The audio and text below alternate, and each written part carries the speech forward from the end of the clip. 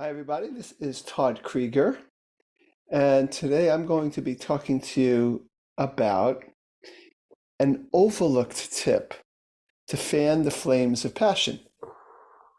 So, I talk about many things. I talk about blocks to passion, and there are many blocks that could happen for passion, and sometimes there's deep hurts and deep pain, and years of disconnect, and it could be other crises that happen, but I'm not talking about that here because I talk about that in other places. But for this, I really want to talk about something that's pretty straightforward. And the overlooked tip is, how do you perceive your partner? Are you a prisoner of your kind of locked in perception of your partner? Now, this perception might be based on things that really happen, like real history, and you might feel very valid. For example, maybe since you've had kids, your partner has not been very playful.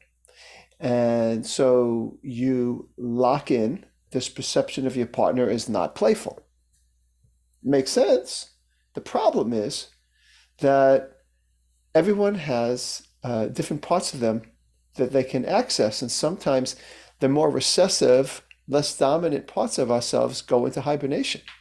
So, if I am seeing my partner is not very playful, which maybe doesn't exactly turn me on, maybe I don't really even like my partner very much, it might be that my perceptions are based on true history is so locked in that I don't open up for other possibilities. So, what if I played with and experimented with the idea, as crazy it may sound in this example, as my partner's really playful? Now, obviously, it helps when a partner really has been playful at one time with you, that there has been some history of that that's gone away. If the person has never been that way from day one, they have some real deep traits of rigidity, well, maybe that's asking too much. But what I have found is that's the minority of the cases. For most people, we could play with this perception. So I'm going to see you as a playful person for only one reason. I want you to be that. So I perceive you the way I want you to be. And I treat you that way. It can be a little bit discombobulating, a little bit shocking. I've done this with many couples. I've played with this in my own relationship when I've been a creature of my own habit of perception. And when we shift our perception just to see what could happen, what's amazing is it could bring out something different from our partner, which can immediately make the relationship very new and very different and very exciting. All the things that happen in new relationships without even trying, because everything's new. So that's why there's something that happens actually in our brains when we try new things, when we do new things, and when we think new things. So we have to think it first. So we imagine a partner to be the way we want them to be in the ways they haven't been. And we go, how would I speak to my partner if my partner was that? And then how would I treat my partner if my partner was that? And my partner may be a little surprised and not exactly know what to do with it, but we could talk about it in advance, maybe, or maybe not. Maybe we just try it and see what happens. But this is very important. Now, in terms of romance itself, as well as sexuality, that too, we want to perceive the partner as romantic. We want to perceive the partner as sexual. Now, there's a corollary to this too.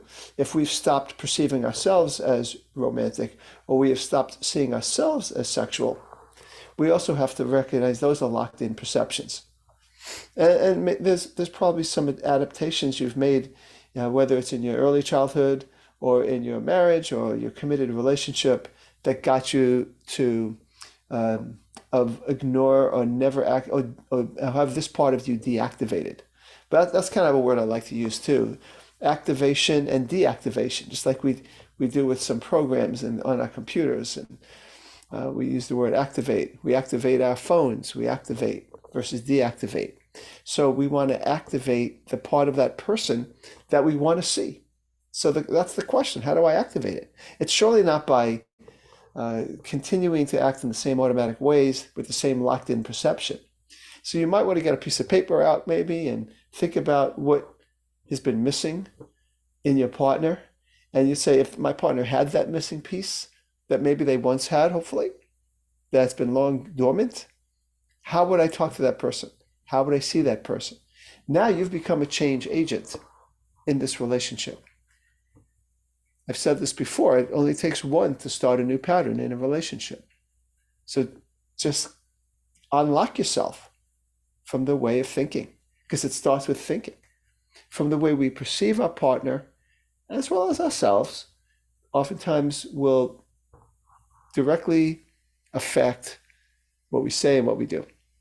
So you might want to really think about that. Like, what is it that I would like and how would I treat my partner? And give yourself permission to feel a little bit weird about it. It's okay. Okay? Sometimes weird is good. Sometimes weird is just weird. It's not really weird. It's just new and it's different and maybe unfamiliar, maybe even anxiety provoking. I think one of the basic things when we start to unlock our perceptions, realize perceptions are there to protect ourselves from being disappointed, and then we kind of become slaves to that self-protective perception. So we expect the same old thing. And when we expect the same old thing, right, the same thing happens. So we start to play with it. Not, and you might do this a little bit at a time. You don't, you say, hey, let's play, let's dance. Your partner who maybe you haven't danced with for quite a while, and you stop seeing your partner as a dance partner. Say, wait a second, I could think something new, even if it feels a little weird, a little different, a little strange. Maybe it doesn't even seem to fit anymore. It's okay. Experiment. Ask to dance. Dance, see what happens. Suddenly, your partner's a dancer. Why? Because you ask the person to dance. You don't accept no for an answer. Obviously, the person can't say no, but you really encourage the person to say, hey, like, I really, really want to dance with you. Get off that couch, and I know we haven't done this in a long time, but just come on up. I got some music playing. Let's go.